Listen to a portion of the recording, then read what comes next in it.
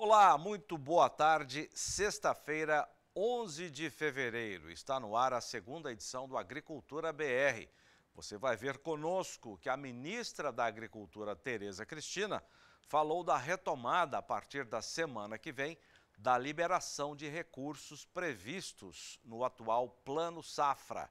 Esses recursos estão suspensos por decisão do Tesouro Nacional e que, segundo a ministra, poderão ser retomados já na segunda-feira.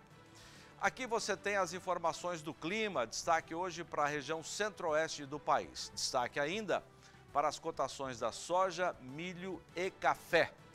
Estas e outras informações a partir de agora no Agricultura BR.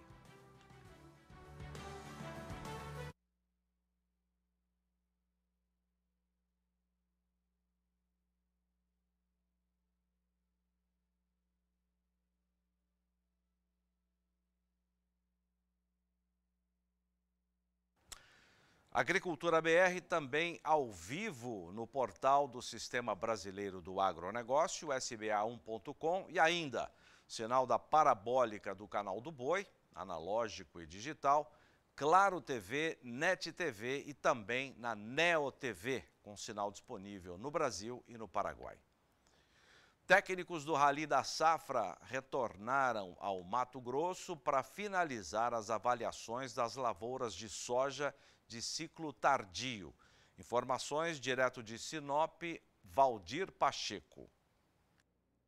Mato Grosso é responsável por quase 30% da produção nacional de soja.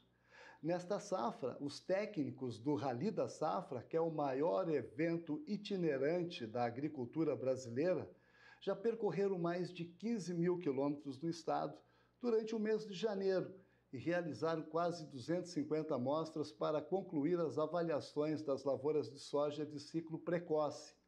Agora, no mês de fevereiro, os técnicos retornaram ao estado e o foco está nas lavouras de ciclo mais tardio. Quem vai nos falar melhor dos trabalhos desenvolvidos nas lavouras é o coordenador geral do Rally da Safra, que é agrônomo e produtor rural, André De Bastiani. Olá, André, obrigado aí pela sua participação, seja muito bem-vindo aqui no Canal do Boi. Olá, Valdir, satisfação falar com vocês e trazer um pouco aí do que a gente tem visto, né, por esse Brasilzão que produz por meio do Rally da Safra. Ok, André. André, nesta safra 2021-22 está sendo bem atípica, né, com perdas significativas para os produtores no sul do país e no centro-oeste perdas na produtividade em decorrência da podridão da vagem da soja e o acamamento da planta. Já é possível fazer um diagnóstico das lavouras nessas regiões? Sim, Valdir, o Rally, conforme você já mencionou, já está rodando desde janeiro, então a gente já conseguiu pegar pelo menos um pouco de cada região aí, um panorama geral. A gente continua nossas avaliações até o final de março, né, acompanhando aí o ciclo de colheita das lavouras, e daí sim nós vamos ter o panorama final, né, os números finais do Rally da Safra. Mas, de fato, a gente já tem dois cenários bem distintos. O primeiro dele diz respeito, vamos chamar assim, do centro-sul do Brasil, e daí eu me refiro do sul do Mato Grosso do Sul para baixo.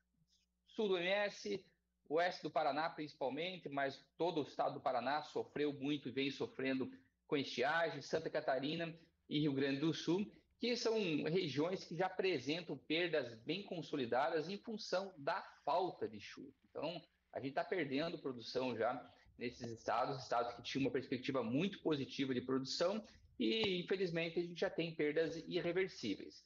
Quando a gente fala do centro-norte, e daí estamos colocando o norte do Mato Grosso do Sul, estamos colocando o estado de Goiás, todo o estado do Mato Grosso e também os estados do Maranhão, Piauí, Tocantins e Bahia, a gente tem um cenário muito favorável ainda. Apesar de a gente estar falando aí de um excesso de chuva, que inclusive tem atrapalhado colheita, tem atrapalhado alguns tratos culturais, a gente tem visto a podridão, como você bem mencionou, ainda é um cenário muito positivo, Valdir.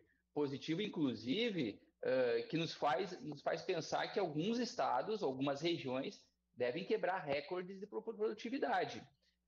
Esse que é o problema, né, André? Aqui nós estamos, algumas lavouras aqui tá com esse problema da podridão, essa anomalia, né, na vagem, e o acamamento da planta que ainda, a pesquisa ainda não identificou quais são as causas, né? E essa questão apareceu de 3 anos para cá e está evoluindo e está aumentando cada vez mais, né? Mas como você falou, felizmente muitas propriedades ainda estão com alta produtividade, e isso aí é de grande relevância para o desenvolvimento da nossa lavoura. André, quando a equipe vai a campo, quais são os critérios para fazer essa avaliação nas lavouras?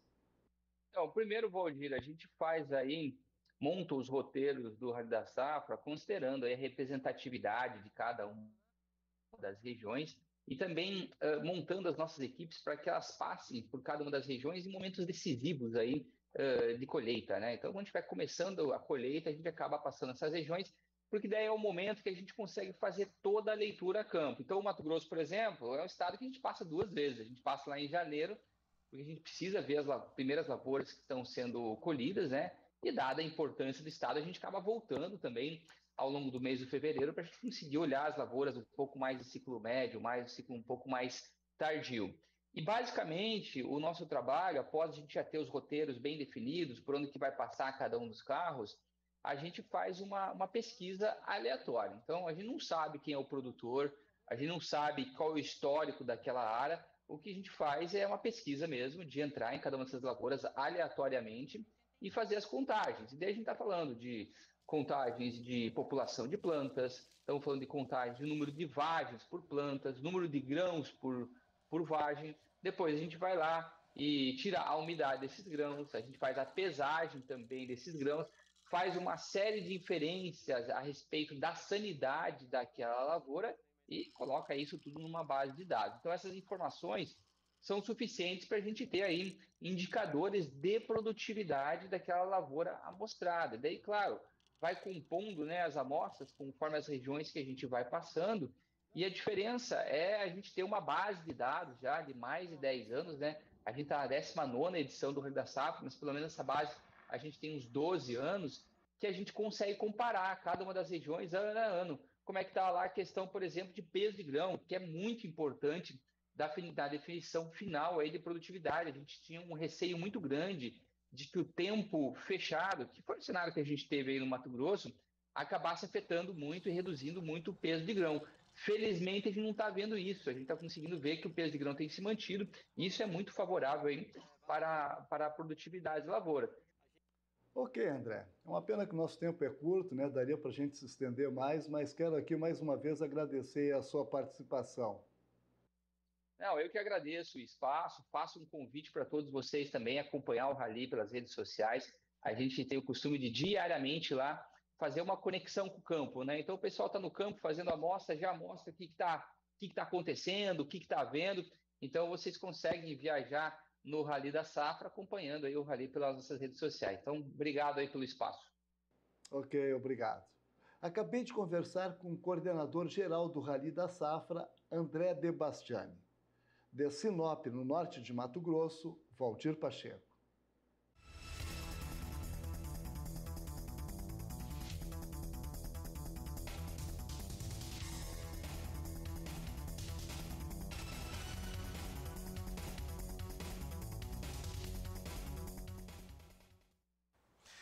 Em entrevista hoje pela manhã à Rádio Bandeirantes, a ministra da Agricultura, Tereza Cristina, disse com otimismo esperar até na semana que vem, ou a partir da semana que vem, um decreto autorizando a retomada da liberação do crédito previsto no Plano Safra que está em curso. Esse recurso está suspenso pelo Tesouro Nacional. Ao vivo da Bolsa Brasileira de Mercadorias em São Paulo, Walter Puga Júnior tem os detalhes para a gente. Muito boa tarde, Puga.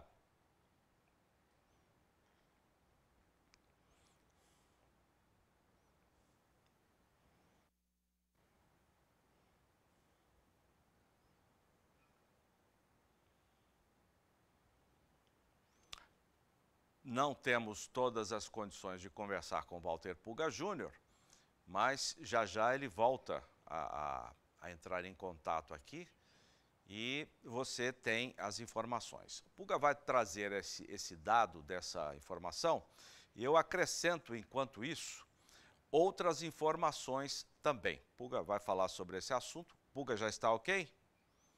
Então vamos lá. Puga, quais são as suas informações?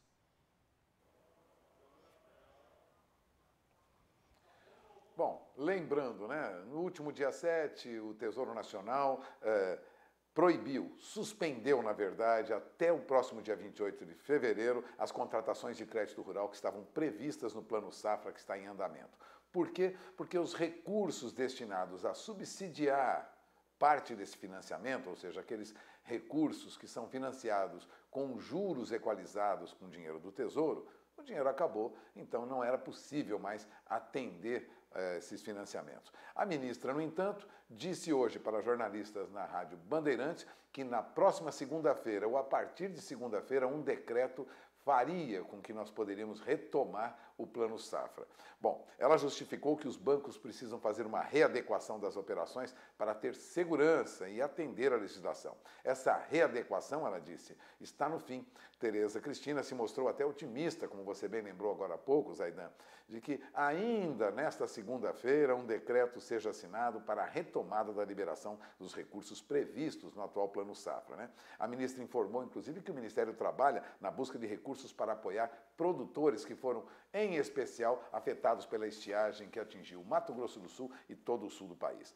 Agora, as linhas equalizadas do crédito rural ainda têm disponíveis 27 bilhões e meio de reais. É o que o Ministério da Agricultura informava ao longo desta semana. O Ministério da Agricultura informou que as linhas equalizadas, ou seja, com juros subsidiados do crédito rural, né, ainda tem 27 bilhões e meio de reais disponíveis para a contratação pelos produtores rurais. Ou seja, cerca de 30%, né, daqueles 90 bilhões alocados no início do Plano Safra em 2021, 2022, em julho do ano passado. Os programas, eles contam com subvenção federal, no entanto, foram suspensos justamente porque os recursos destinados à equalização da taxa de juros acabaram, né? Então, o Tesouro Nacional viu a taxa de juros subir, os recursos esgotaram rapidamente, o volume de dinheiro aportado para subsídio acabou. Então, é preciso que haja um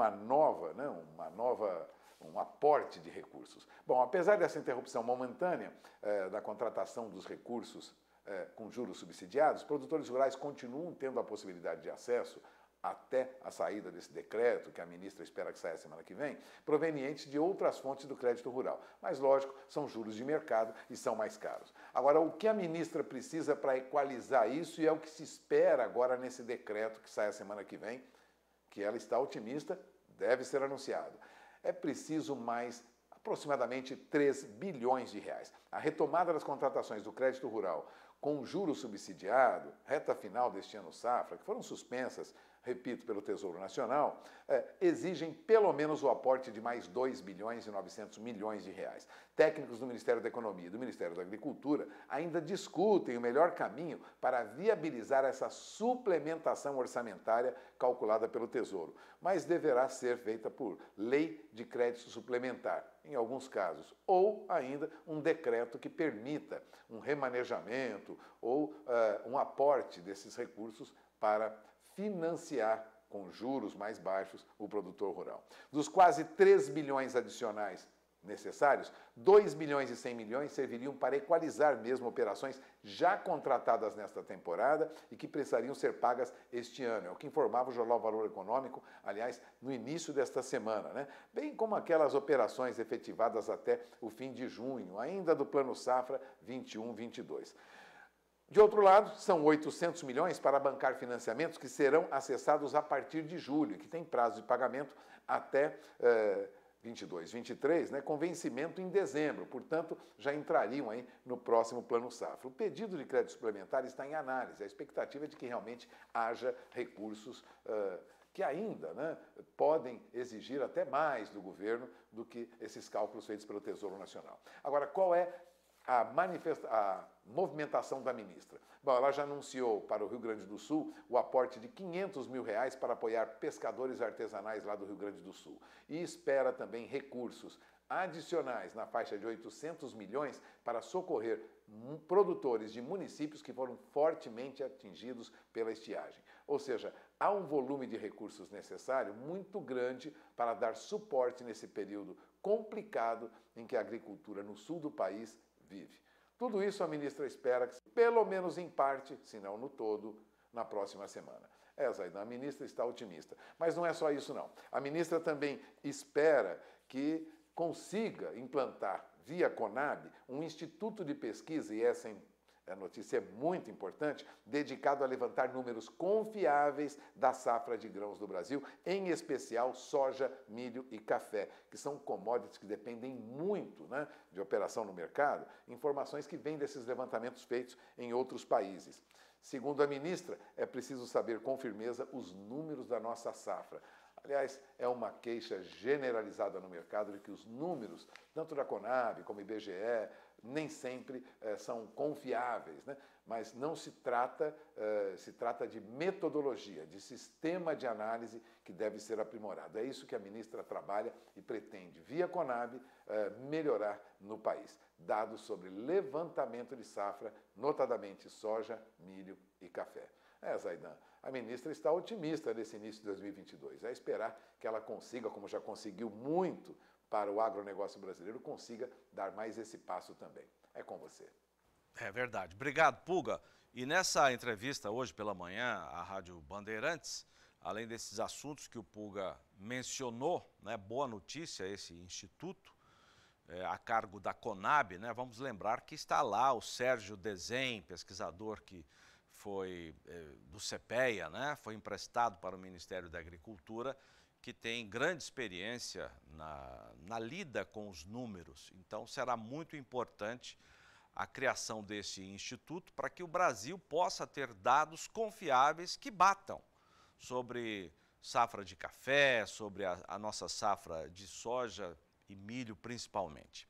Ainda nessa entrevista, a ministra Tereza Cristina falou da visita do presidente Bolsonaro à Rússia, agendada para a semana que vem.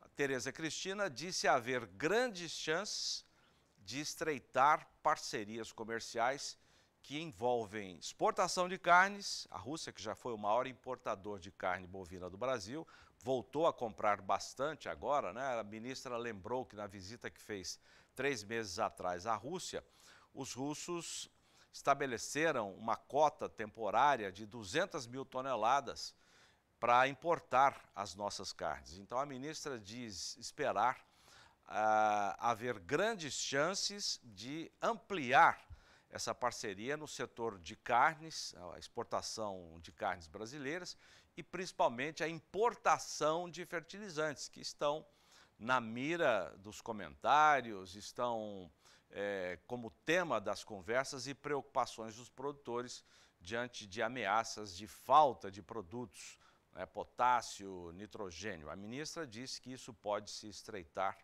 e essa relação comercial poderá ser ampliada nessa missão à Rússia. E na entrevista, a ministra também falou de política e confirmou seu plano de concorrer ao Senado por Mato Grosso do Sul.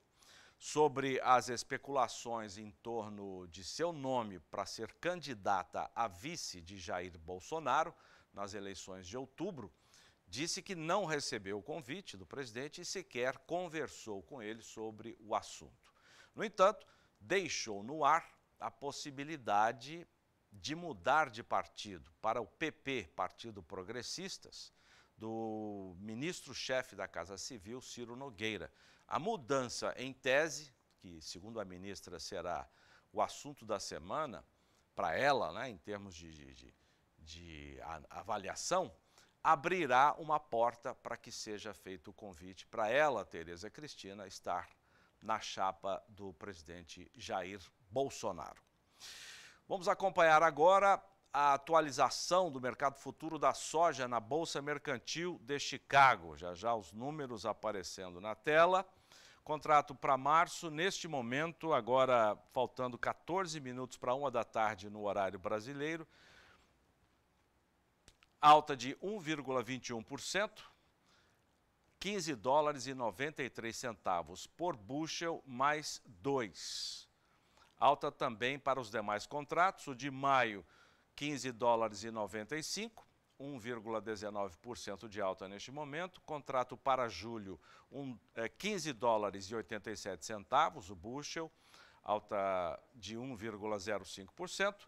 E alta parecida neste momento para o contrato negociado para agosto, 15 dólares e 56 centavos, mais 4 por bushel. Mercado financeiro, vamos saber como é que está o dólar neste momento, negociado. Para venda, R$ 5,19 mais 6, dólar que opera em baixa de 0,85% neste momento. O dólar já recuou para essa faixa que nós estamos acompanhando, isso neste momento, e deve caminhar na sessão desta sexta-feira para baixa, frente ao nosso real. O Pulga, mais uma vez conosco, ao vivo da Bolsa Brasileira de Mercadorias, tem informações do mercado. Pulga. Olha, Zaidan, a R$ 5,19 mais 80, a queda agora é de 0,82%, 0,84%, como você disse. Isso significa que este ano o dólar já perde frente ao real mais de 7%, ou seja, no acumulado do ano pelo menos 7% de baixa. Com essa baixa na sexta-feira, nós temos aí um aumento dessa diferença, né? Apenas em fevereiro, o dólar já perdia aproximadamente 2%, ou seja, a moeda brasileira se beneficia, na verdade, de fluxo de capital estrangeiro que vem para o Brasil, notadamente para a nossa Bolsa, né, que ontem subiu para a faixa de 113 mil pontos em busca de papéis mais baratos. Fora isso, vale lembrar, há recursos de exportadores que estavam lá fora, retidos durante o ano passado, que tendem a entrar no país. Recursos de exportadores de produtos agrícolas, por exemplo.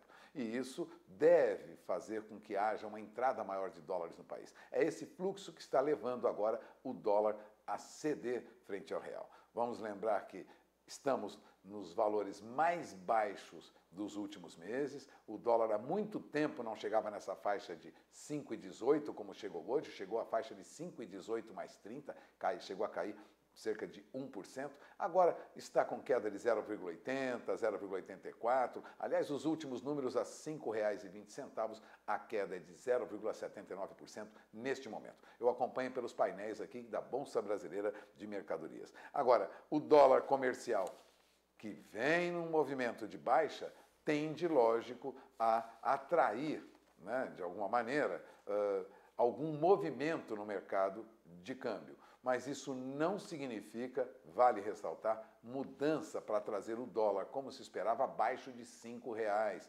No ano passado, chegou-se a calcular, a imaginar, a estimar que nós pudéssemos ter dólar abaixo de R$ 5,00. Isso parece muito difícil, porque há problemas no orçamento da União, a dificuldade para o governo em cumprir, né, com o orçamento, necessidade de aumento, vamos dizer, de recursos, principalmente para o agronegócio brasileiro, financiamento, os gastos do governo sobem. E isso faz, lógico, com que haja aí muita preocupação em relação à continuidade dessa baixa do dólar frente ao real. Por isso, os analistas ainda esperam que o dólar pode voltar a operar na faixa de 5,30, 5,35.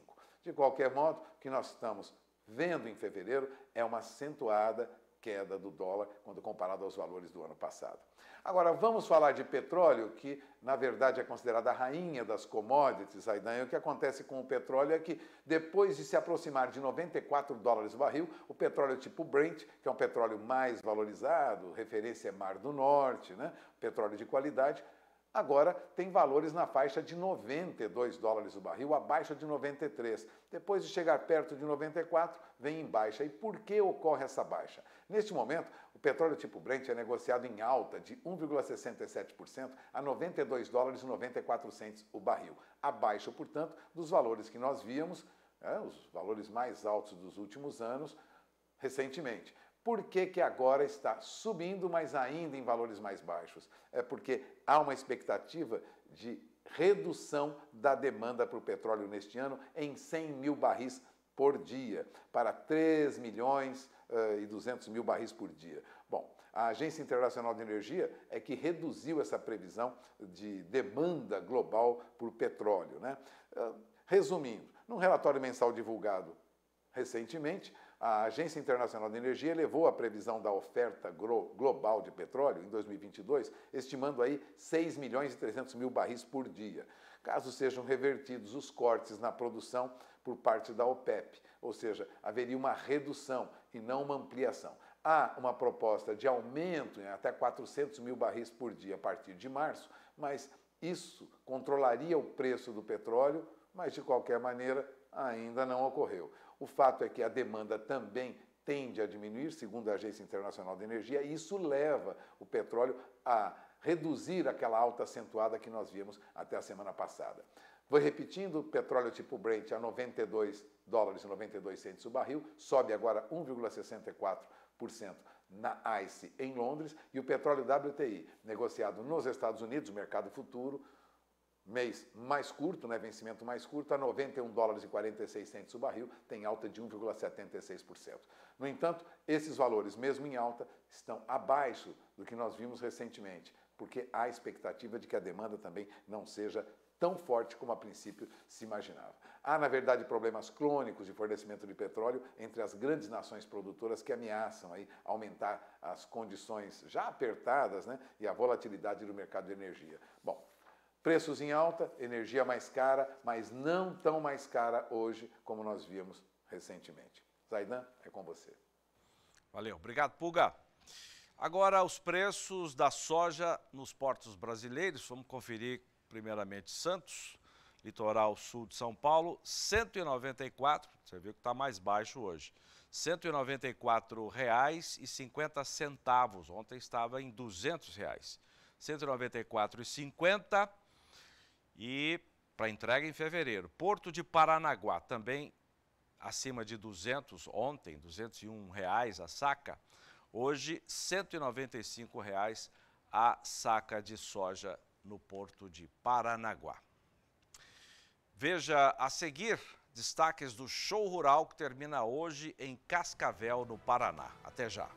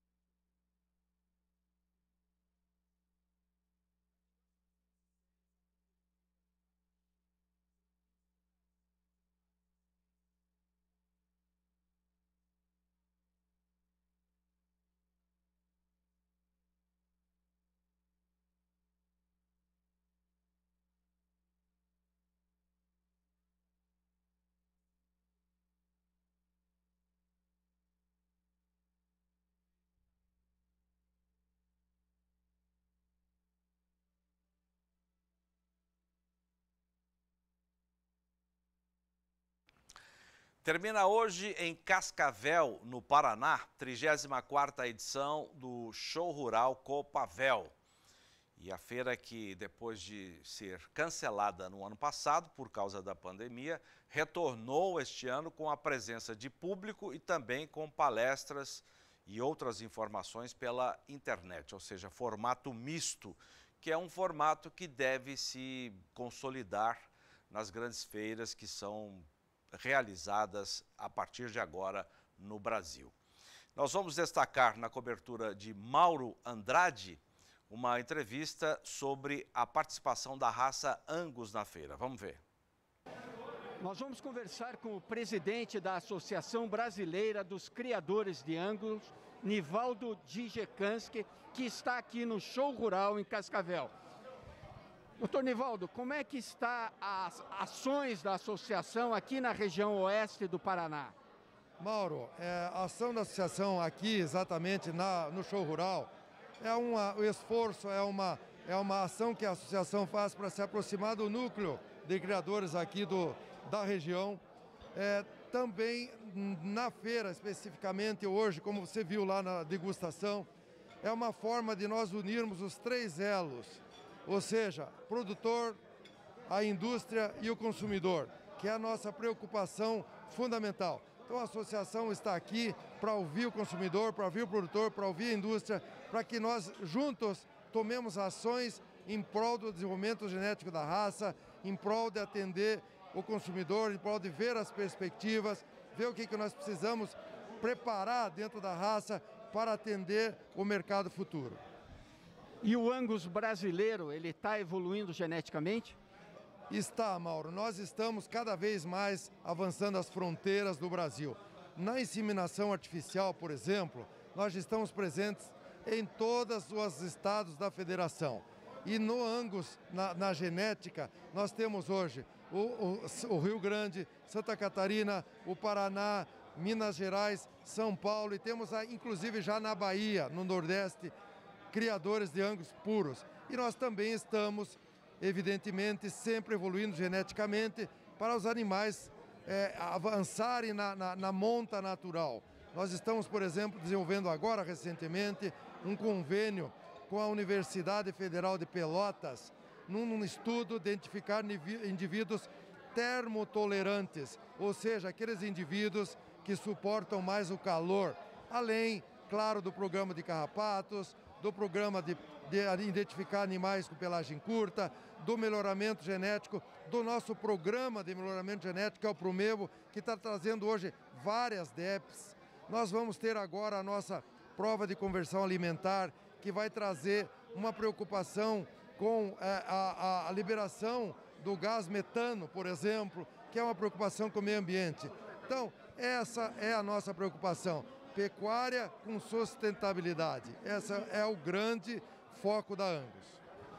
O Angus já está estabelecido como uma raça precoce, com boa qualidade de carne, marmoreio, porém ele tem uma crítica, vamos dizer assim, que é um animal que não suporta calor. Será que o melhoramento genético dá conta disso? Não tenho dúvidas disso.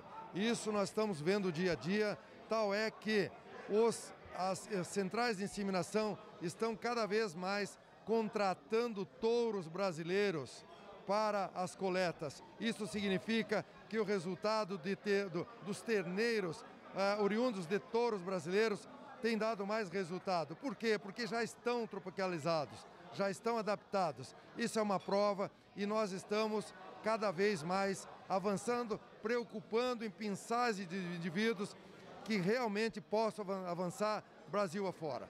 Brasil central afora e inclusive Brasil afora. Nós vamos exportar sêmen aqui para a América do Sul, Paraguai, Colômbia, por aí afora nós vamos. Muito bom. 13h, no horário de Brasília, o Agricultura BR abre espaço para a agenda de eventos do Canal do Boi, do Agrocanal. Eu destaco o leilão de gado de corte, que o Canal do Boi transmite segunda-feira à noite. Depois do sucesso de ontem, a Leilosul traz novos animais para venda segunda-feira à noite. De Bataguaçu, onde está a Leilosul, o Schmidt, que é um dos coordenadores lá da Leilosul, traz as informações e faz um aperitivo para a gente. Schmidt, boa tarde. Boa tarde, Zaidan. Boa tarde a todos que estão acompanhando nós pelo Canal do Boi, pelo Agricultura BR aí. É um prazer estar falando com vocês. E é isso aí, Zaidan. Ontem o leilão foi um sucesso. Já sentimos o mercado aí num crescimento muito bom, referente ao gado magro, referente ao clima, as chuvas que teve. E agora, segunda-feira, dia 14/2, a partir das 20 horas, com transmissão do Canal do Boi, vamos ter o leilão da Fazenda 3M. Fazenda 3M está localizada na região de Nova Alvorada do Sul, no quilômetro 210 da BR-267, fica ali entre Nova Alvorada, Rio Brilhante, Angélica, fica naquele centro ali, nas Terras Boas ali do Mato Grosso do Sul.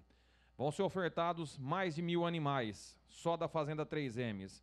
Vamos ter ofertas de vacas prenhas, vacas vazias, novilhas prenhas, novilhas vazias, boi erado, boiada capona, castrada e muito mais oferta. E fora a oferta da Fazenda 3M, vamos ter ofertas de outros criadores também, aqui na região de Bataguaçu, Santa Rita do Pardo, Anaurilândia, Bataiporã, que vai completar com mais de 1.500 animais o leilão de segunda-feira. Tá? Queria passar alguns lotes aí, para apresentar alguns lotes, pedir para o canal passar para a gente aí. Esse gado aí mesmo é um gado da Fazenda 3M, uma novilhada de cruzamento aí vazia, aí pronta para acabamento, ou para quem quiser fazer uma terceira raça, fazer o tricross nela, com muita qualidade aí. Vamos ter novilhas Nelores vazias aí também, um leque muito grande de oferta da 3M aí, muita qualidade, um criatório, mais de 50 anos de criatório, muito boa.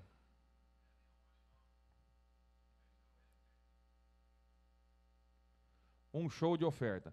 O gado da 3M aí, Zaidan, vai um gado de 230 quilos até 450 quilos, tá? É uma variedade com cruza Limousin, Aberdeen Angus, Red Angus, Senepol, uma variedade muito grande de raças aí.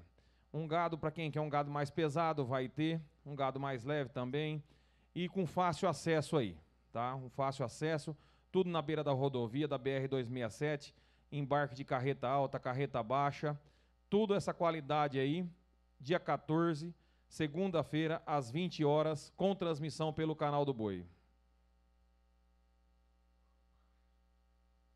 Queria deixar meu convite aqui, então, para todos aí acompanhar na segunda-feira, a partir das 20 horas. Um abraço, Zaidan. Valeu, um abraço, viu? Obrigado, Schmidt, parabéns pelo sucesso do leilão de gado de corte de ontem à noite. E fica a expectativa de manutenção desse bom mercado evidenciado no leilão de ontem, no evento de segunda-feira à noite. Agora, a cotação do milho, contrato futuro do milho na B3, a bolsa aqui no Brasil. Vamos ver como é que estão os números neste momento. Contrato para março em alta de 0,1%, saca R$ 96,81. Contrato para maio, R$ 98,67, também com alta. Em julho, contrato neste momento com alta de 0,25%, a saca em R$ 96,28. E para setembro, também alta, 0,27%, a saca em R$ 91,70.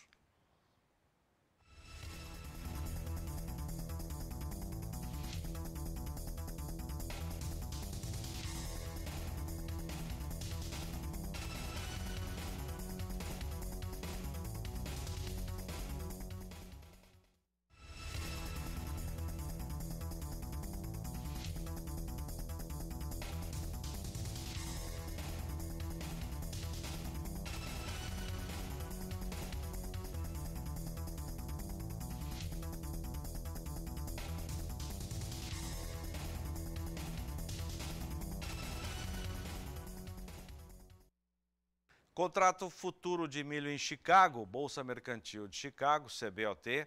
Contrato para março, R$ 6,48 por bushel, com alta perto de 1% neste momento. Contrato para maio, R$ 6,46 mais 4 por bushel, alta parecida, quase chegando a 1% neste momento.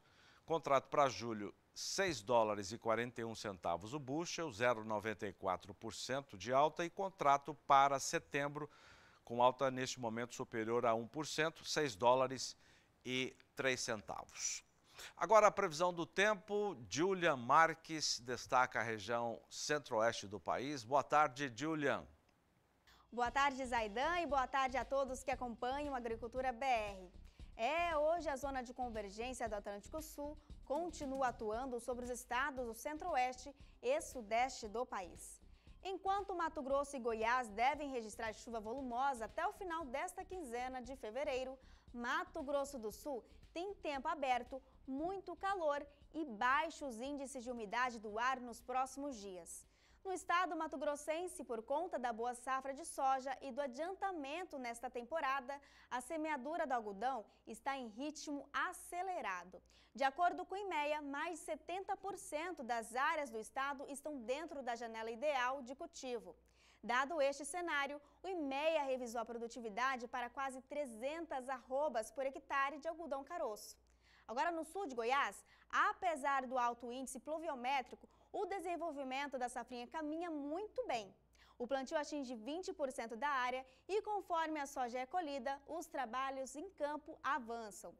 Na região sudeste, no estado de São Paulo, amanhece de céu claro, com pouca nebulosidade e aumento das temperaturas. O risco maior de trovoadas e acumulados altos é no norte paulista e na Mogiana. Já no Rio de Janeiro, a chuva começa a diminuir. No Nordeste, a sexta-feira começa ensolarada e rapidamente as temperaturas sobem. As chuvas mais intensas acontecem no interior do Mato Piba. Nos próximos dias, a chuva aumenta no oeste da Bahia, sul do Piauí e sul do Maranhão. A previsão de acumulados é entre 50 e 70 milímetros até o dia 15 de fevereiro. Na região norte, calor e alta umidade provocam chuvas fortes e trovoadas. Rondônia, sul do Pará e do Amazonas concentram os maiores volumes de chuva para os próximos dias. E eu finalizo com o sul. A aproximação de uma nova frente fria e uma área de baixa pressão entre Paraguai e o sul do país permitem o retorno de algumas pancadas de chuva nesta sexta. Chove no leste do Rio Grande do Sul, em toda Santa Catarina e no oeste do Paraná. Já nas áreas claras do mapa, tempo aberto e muito seco, com queda acentuada na umidade relativa do ar. E essa chuva, Zaidan, é insuficiente para aumentar a umidade em solo e conter as perdas da soja. É somente a partir do dia 20 de fevereiro que a região deve receber precipitação mais abrangente e volumosa. E assim eu encerro a minha participação, Zaidan. Eu volto com você. Obrigado, Julian, que volta às 15:05 no horário de Brasília, na nossa programação aqui no Canal do Boi, com outras informações do tempo. O fenômeno Laninha pode ter sido um dos principais motivos para o excesso de chuvas em Minas Gerais, segundo os meteorologistas. Grandes prejuízos e perda de vidas em mais de 120 cidades do estado. A Emater e a Federação de Agricultura, FAENG, fizeram levantamentos para mapear os impactos das chuvas nas atividades agropecuárias. Informações de Douglas Silvério.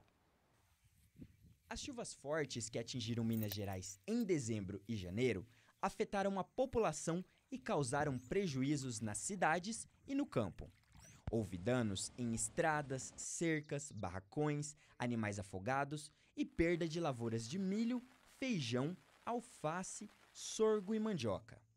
Na pecuária, os maiores prejuízos foram na criação de aves, bovinos, abelhas, suínos e peixes. De acordo com o mapeamento, 12% dos entrevistados relataram perda de animais. Dados da Climatempo apontam que, neste período, algumas regiões tiveram acumulados de 150 a 600 milímetros.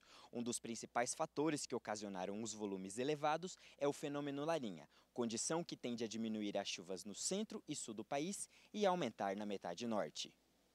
Outro levantamento, feito pela Federação de Agricultura e Pecuária de Minas Gerais, mapeou os prejuízos. Os maiores problemas enfrentados por produtores foram as restrições de acesso às estradas usadas para o escoamento da produção. Nós montamos um questionário que foi feito amplamente nas regiões inicialmente atingidas pelas chuvas, que foram Mucuri, Jequitinhonha e norte de Minas, e depois isso percolou para as outras regiões mineiras, mas fizemos o levantamento para que a gente pudesse dimensionar de maneira mais prática e de maneira mais firme quais foram os reais impactos que ocorreram dentro da casa do produtor rural, dentro das fazendas, das propriedades do produtor rural, e quais das atividades feitas por esses produtores, quais foram as mais atingidas. Mais de 1.400 produtores preencheram formulários eletrônicos de órgãos públicos com informações de perdas de animais e de lavouras, além de danos à infraestrutura de fazendas. Lavouras foram atingidas, principalmente as lavouras ribeirinhas aqui do centro de Minas, nas margens principalmente do Paropeba, do Rio Pará, do Rio das Velhas e parte, mais um pouquinho já no começo do ano, do Rio São Francisco. Então, lavouras e a pecuária de leite, basicamente as que foram mais atingidas nesse primeiro levantamento nosso. É o caso do produtor rural Etermundes Ramos Flores, no município de Manga, na região norte de Minas Gerais. A principal atividade desenvolvida na propriedade dele é a pecuária de leite. Durante o período chuvoso, o produtor teve um prejuízo de 4 a 5 mil litros de leite. E hoje, os animais da propriedade estão sem pasto, porque, segundo ele, as chuvas acentuaram o aparecimento de pragas como a cigarrinha e a lagarta. A gente foi surpreendido aqui com quase 4 meses de chuva, bastante chuva, e a chuva, que sempre é bem-vinda, acabou nos dando alguns prejuízos. A gente, toda a produção que é produzida aqui na propriedade é levado a cerca de 4 quilômetros para ser colocado em um tanque de expansão que tem ali em uma comunidade vizinha. E para chegar lá a gente tem que atravessar um rio, que é o rio Itacanambi. E o rio Itacanambi, por mais de 40 dias, ficou transbordado e a gente não conseguia atravessar, a gente ficou praticamente ilhado aqui na fazenda. A Emater atualizou o levantamento sobre as perdas. 119 mil hectares de lavouras foram perdidas. E o maior impacto ocorreu na produção agrícola e nas hortaliças. A gente já tinha feito um relatório preliminar onde nós localizamos quais municípios foram afetados pelas enchentes e o número de agricultores que tiveram suas lavouras afetadas. Nessa atualização, a gente consegue agora dimensionar, né, a quantidade das lavouras que foram perdidas. Antes, a gente tinha um número de 416 municípios foram afetados, que afetaram mais de 127 mil agricultores. E a nova informação que a gente tem é que nesses 127 mil propriedades que foram afetadas, nós tivemos a perda de mais de 119 mil hectares de lavouras. Os maiores prejuízos foram nas lavouras de milho, com mais de 37 mil hectares perdidos, o que equivale a 4% da área total cultivada no estado. Em segundo lugar ficou o feijão primeira safra, com uma perda superior a 20 mil hectares. A área equipa a 15% do total plantado no estado mineiro.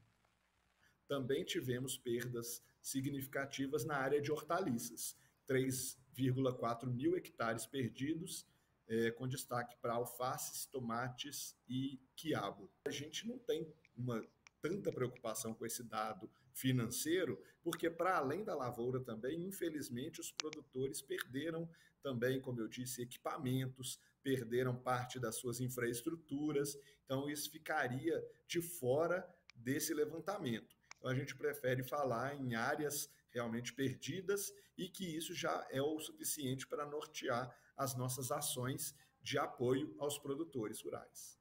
Segundo o relatório da Emater, não houve prejuízos significativos às lavouras de café em Minas Gerais. O resultado dos 2 levantamentos serão utilizados por produtores em pedidos de apoio à recuperação das lavouras e da pecuária, além do recebimento de seguros. De Campo Grande, Mato Grosso do Sul, Douglas Silvério. Você vai ver a seguir uma entrevista exclusiva com o diretor do Secafé. Ele traça um cenário para o grão. Até já.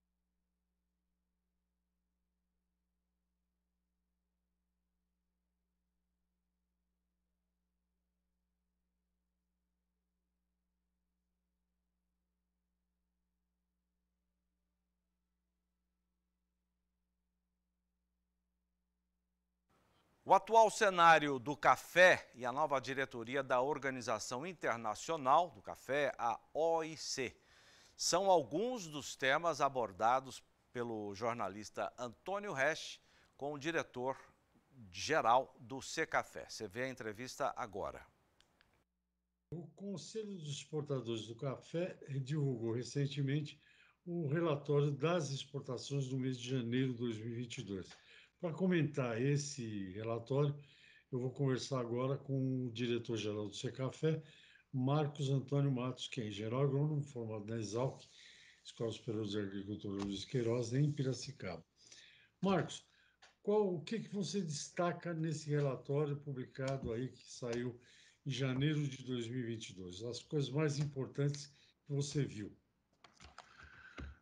Obrigado, Resch. Muito bom estar com vocês todos. Bom, primeiramente, é um número que mostra a realidade de um ambiente, um momento que nós temos menor disponibilidade de café. Nós saímos da safra 2020 recorde para uma safra de bienalidade negativa 2021, mais ainda afetada pelos problemas climáticos.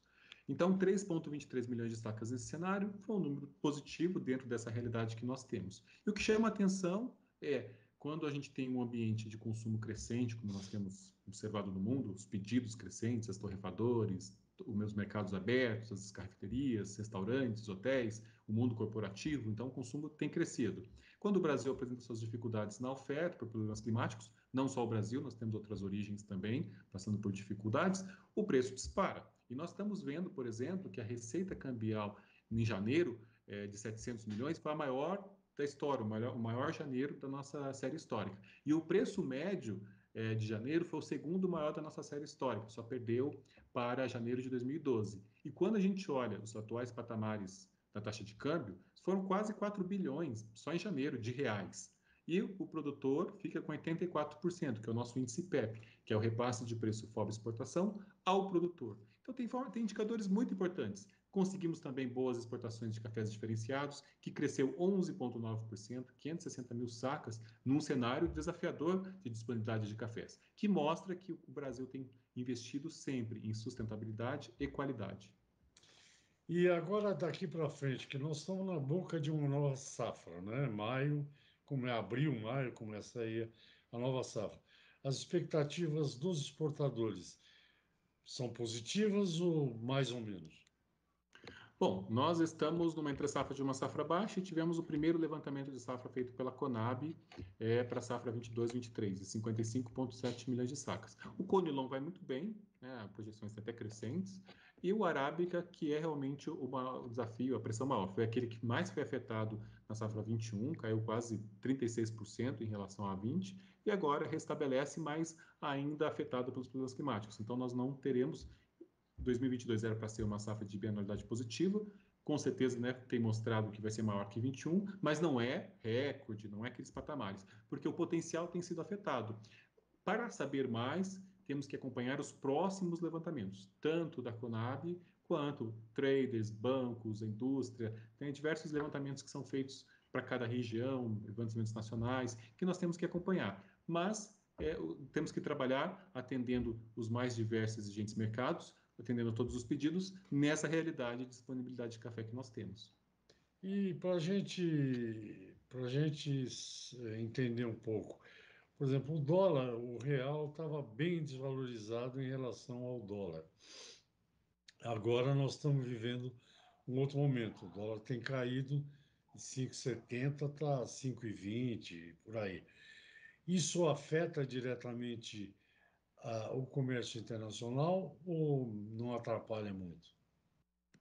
Bom, o Brasil utiliza muitos dos mecanismos financeiros de fixação de preços, tanto as oscilações de taxa de câmbio, quanto a própria oscilação em dólar do café, que estava testando as barreiras, 2,40, 2,50, e chove bem no Brasil, impacta, tem estimativas de crescimento de consumo e os indicadores de estoques certificados na Bolsa de Nova York, Estados Unidos e Europa, né, os terminais da Bolsa, caindo para o nível menor em 22 anos, tudo isso são influências do mercado muito fortes que afetam essa volatilidade. Mas sim, afeta, existe um planejamento financeiro, um planejamento logístico muito grande em função disso tudo. E nós trabalhamos com contratos futuros sempre alguns anos à frente, porque são aqueles anos em que tem liquidez na Bolsa. E assim fazemos todos os planejamentos. Hoje o fluxo está nas duas vias, na exportação e na compra de café.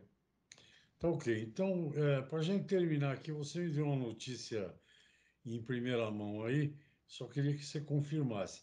O diretor, o presidente da Organização Internacional do Café, já há alguns anos é o José Sete, né?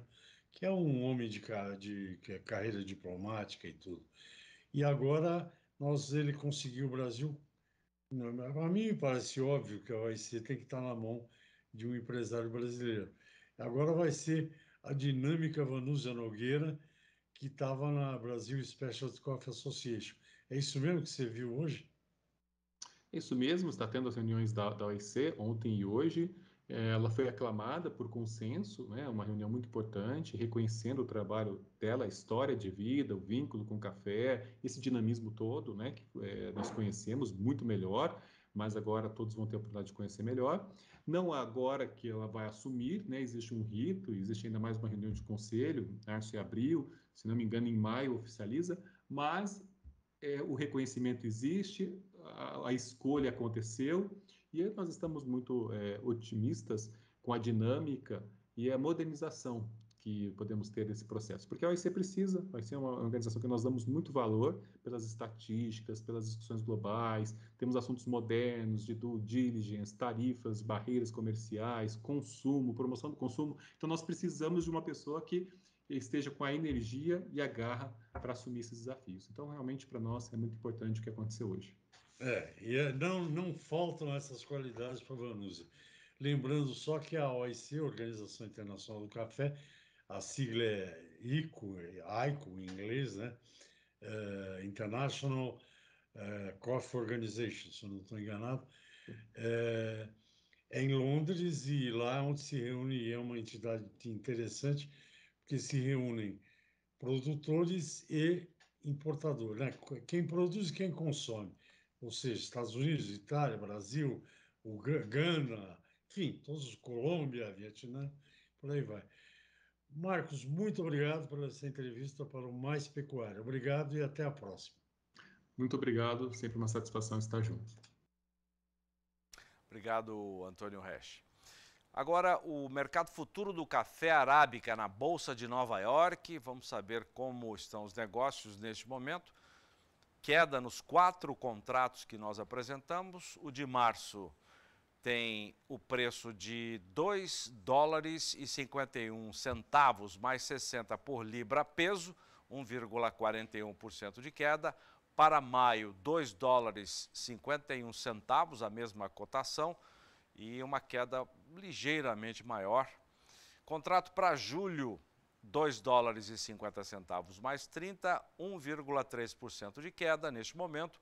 E o contrato para setembro, $2,48 mais 55, queda de 1,34%.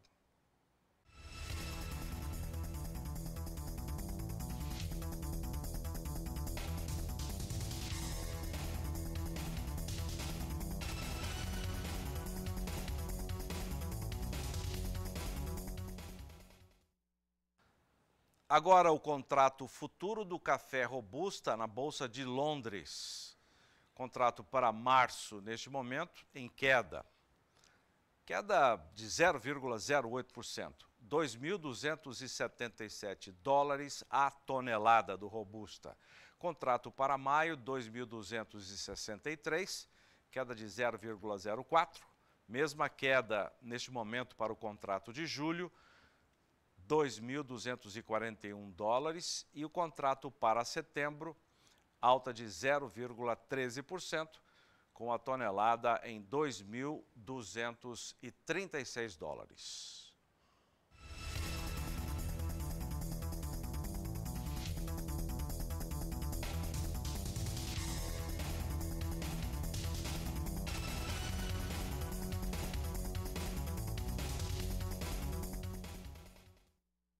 Para fechar esta edição, vamos atualizar os contratos futuros negociados na Bolsa de Chicago. CBOT, contrato neste momento com alta nesses contratos, alta perto de 0,5%, ou um pouquinho para baixo ou para cima. Contrato de março, 15 dólares e 82 centavos o bushel. Para maio, 15,85. Contrato para julho, 15,78. E o contrato para agosto, neste momento, negociado a 15 dólares e 48 centavos mais 2 por bushel. A Agricultura termina aqui. Muito obrigado pela sua audiência. A terceira edição começa às 4 da tarde no horário de Brasília. Até lá.